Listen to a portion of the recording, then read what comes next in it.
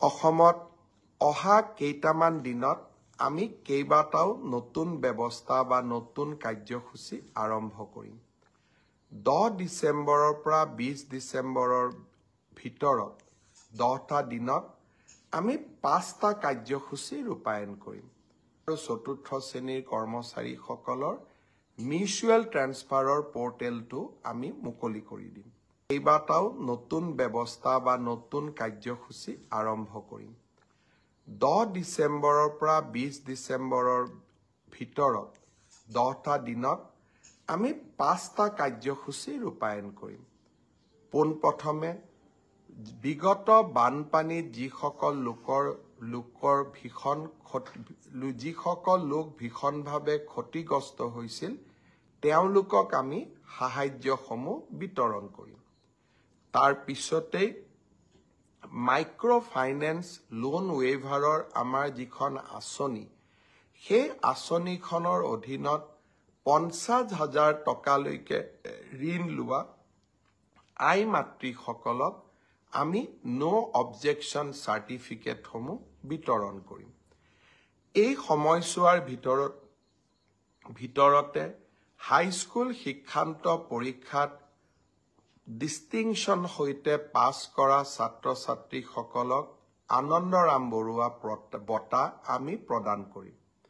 আৰু 10 ডিচেম্বৰৰ পৰা 20 ডিচেম্বৰৰ ভিতৰতে আমি নৱমমান শ্ৰেণীৰ ছাত্ৰীসকলক আৰু ছাত্ৰসকলক আমি চাইকেল বিতৰণ কৰিম। আৰু ঠিক একেধৰণে উচ্চতৰ মাধ্যমিকত সুখ্যাতিৰে উত্তীৰ্ণ হোৱা ছাত্ৰ আৰু ছাত্ৰী যিসকল ইতিমধ্যে নিৰ্বাচিত হৈছে তেওঁলোকক স্কুটিসমূহ বিতৰণ কৰিম। অৰ্থাৎ 10 ডিচেম্বৰৰ পৰা 20 ডিচেম্বৰলৈকে আমি সকলোৱে ব্যস্ত থাকিম আৰু সকলোকে এই আঁচনিসমূহৰ লাভ দিবলৈ আমি যত্ন কৰিম।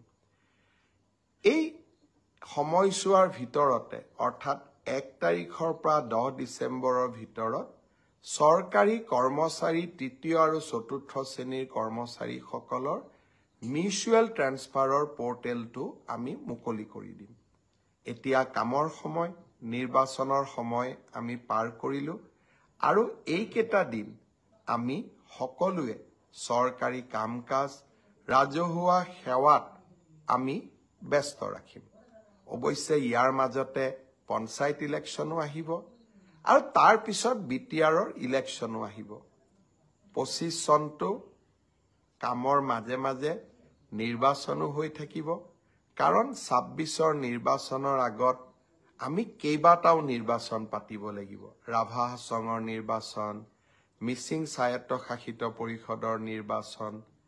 কিন্তু এইসমূহৰ মাজতো এই আটাইকেইটা নিৰ্বাচনত যিহেতু মোৰ ব্যক্তিগত ব্যস্ততা বহুত নাথাকিব, সেয়েহে এই সময়ছোৱাত আপোনালোকৰ সমস্যা আৰু আপোনালোকক দি অহা প্ৰতিশ্ৰুতিসমূহ পূৰণ কৰাৰ বাবে মই